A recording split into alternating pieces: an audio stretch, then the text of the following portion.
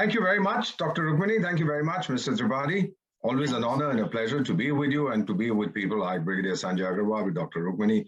These are outstanding children of India. I'm in New York, as you can see, sitting in Central Park. It's raining and it's snowing, so that's why I'm wearing a scarf around my neck.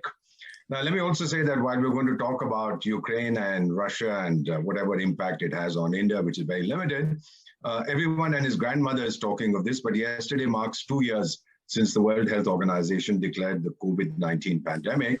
That has killed 18 million people worldwide. No one is talking about that. Happy birthday.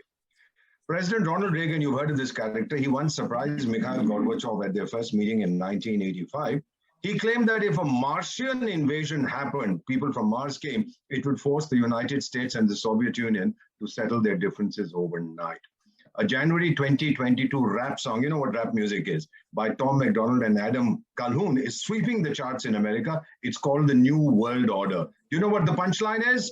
Because their minds stay closed, but their mouths stay open. Minds are closed, but mouths are open. I think he was talking of Volodymyr, a character called Volodymyr something or the other, Zelensky.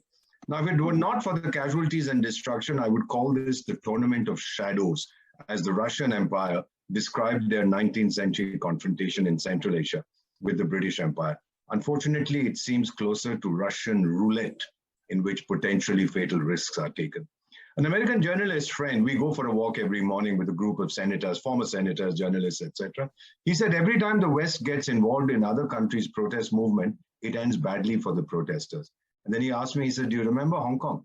What happened to the pro-democracy activists? The West was saying, carry on, guys, we are right behind you. And they're all sitting in jail, not one single Western fellow. The world is a funny place. Truth is always the first casualty. Why is Ukraine so important to Russia, Dr. Rukmini?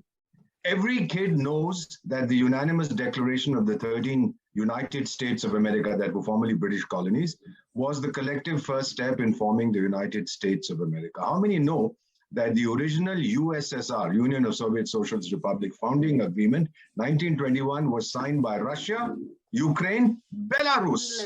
And its dismantling in 1991 was signed by Russia, Ukraine, Belarus. Let me give you some historical background. 2009, when I was still a little boy, I still am, there was a research done by the Pew Research Center, which said, 2009, 13 years ago, most Ukrainians, please listen to this, 92% opposed NATO membership. And they said that Russia was their most dependable ally, given the ethnic, cultural, linguistic, religious affinities, etc., etc. You know, Russia and Ukraine understand each other perfectly. There used to be a fellow called Vladimir Ilyich Ulyanov. I think you know him as Lenin. He's supposed to have said, to lose Ukraine is to lose our head. And it was this famous battle in the early 18th century which saved the Tsarist Russian Empire from the Swedes. In fact, the 3 times that Russia has felt its existence was threatened, all 3 times the invaders came from the West, from Sweden, and there used to be this character called Napoleon who was born in 2 parts, Bonaparte, and then there was another character called Adolf Hitler. So Russians see Ukraine as part of their ethos. What we say about Nepal, roti beti ka rishta. You know, time will continue to pass. The law of gravity will still apply, and I'm not going to outlive my physiological term limit. In fact, my expiry date will come soon. Why is NATO obsessed with Ukraine? There used to be a character called Viktor Yanukovych, former Ukrainian president. He had said, we will never join military alliances. And then the West got rid of him. And in 2015, as Eastern Ukraine was burning, I was there. Most NATO publics in another Pew Research service said, we don't want to give any money to this wretched new government that has come. Then there was a fellow called Petro Poroshenko. I'm giving you a little bit of recent history. 2019, he signed a constitutional amendment saying we'll become a NATO member, but he also said this is not going to happen in the next 500 years. He was very reluctant. And then comes this comic actor, whatever his name is, who says, listen, we are going to fight from the beaches, fight from the trees, fight from the hills, fight from the mountains, imagines himself a bit of a modern Churchill. And then he wanted to be like his Georgian buddy, Mikhail Saakashvili. In 2008, I was your ambassador in Georgia, who wanted NATO and EU accession, not today, not tomorrow, but yesterday. Zelensky forgot that his Georgian buddy lost territory, lost his job, and is now in jail. So all this rhetoric is great. Let me also tell you, you know, this guy, Zelensky, I find him in my career in diplomacy of 50 years, to be somewhat unstable. First, he cries before NATO, oh, this is the last time you're seeing me alive. Then he goes and says, waves his muscles like this and says, I will fight. Then he cries before the European and US parliaments. Then he has bluster before everybody else. He should read his history. Buddy, I'll send you a book. Why did America enter the First World War? When German submarines sank US ships. Why did it enter the Second World War? When Japan attacked Pearl Harbor. America will only come to the assistance of its allies when it hurts itself. Mr. Zelensky, go away. They're not going to come to help you.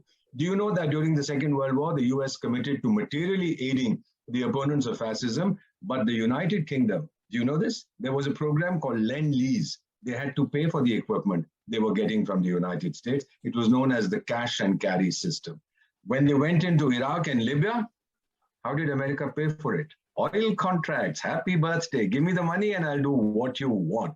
Look at the language this fellow uses. He has accused Russia of genocide after they bombed a hospital, and Russia said, no, these fellows had converted it into a military barracks. Please, Mr. Zelensky, ask the Armenians, I was ambassador there, ask the Bangladeshis, I served there, ask the Jews, ask the Darfuris what genocide is. Please don't talk about this. I mean, this kind of statement doesn't endear you to anybody. Now, seeing the devastation of his nation, he says, oh, NATO membership is no longer my obsessive compulsive disorder because NATO is a useless organization. Then what are you doing there? Go away. Poland, we'll give you our Soviet-era MiG-29s, provided the US delivers them. Russia says any country that allows its airfields to be used for sending aircraft to Ukraine, it'll be an act of war. I'll blast them into perdition. So America says, no, buddy, no, thank you. You fight your own war. We don't want to do it. Look, he has picked a fight with his strong neighbor just because someone thousands of miles away promised to support him. That fellow still remains thousands of miles away, and the neighbor is still next to him. So what is this theatrics all about? I'll tell you what it is all about, ma'am. He should be singing a song. All of you are very young. I'm 71. Shamshad Begum sang it in a film called Babul. You can translate it later. Barbad ho gaya meri umeed ka chaman. Jis dal par kiya tha basera wo jal gayi. Whatever I had dreamt of has not come true. I was sitting on a branch and the branch is burnt. What is NATO's interest in Ukraine? Do you think it cares? It is presently the center of NATO's universe, enables them to distract and enfeeble Russia, especially since Russia and China are thicker than thieves. What is the West afraid of? Fully rearmed, aggressive Russia, rich, aggressive, and technologically advanced China. You know the joint statement last month when a character called Vladimir Putin went off to China and met with another fellow called Ping Pong or something like that is his name. He said that we ask the North Atlantic Alliance to abandon its Cold War approaches.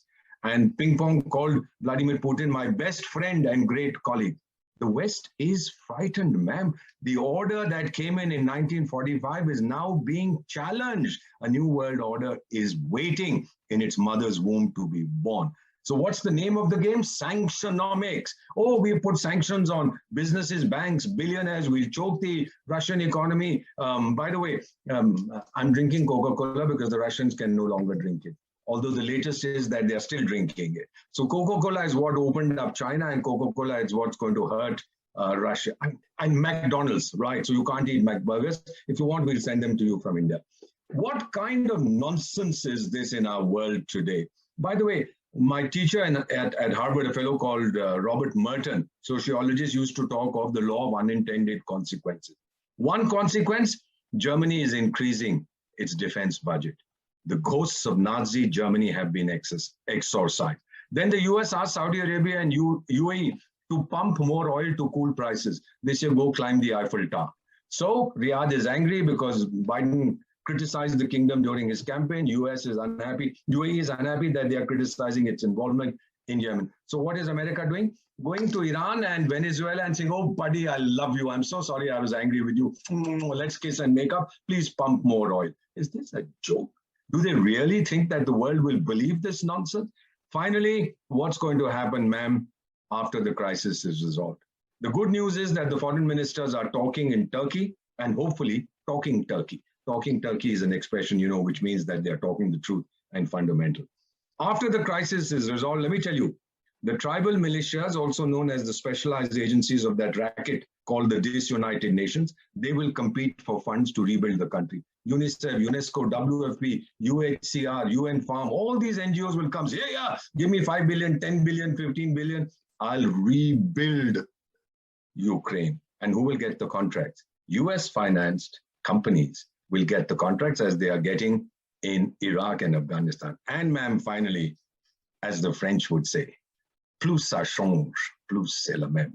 The more it changes, the more it is the same. 2 weeks, the conflict will be over. The world will go back to its bad old ways. I'll come back to India and have Indian hamburgers and Coca-Cola.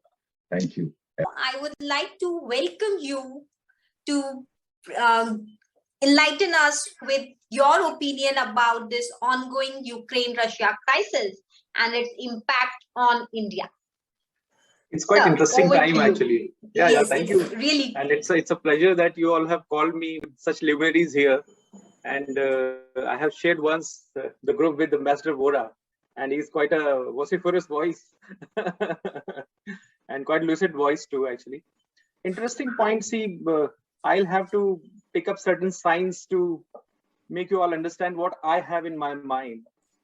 So, and the first thing which comes to my mind is the Chief of Naval Staff of Germany, when he came to India and while speaking at Institute for Defense Studies and Analysis, whatever he said was actually prescient of what was going into the mind of the people at that time. And things are going to affect each and every one in terms of economy, in terms of military, in terms of social structure, in terms of, even if you use the term or don't use the term like Cold War or New Cold War, because memories of stages of Cold War will come and which might become a kind of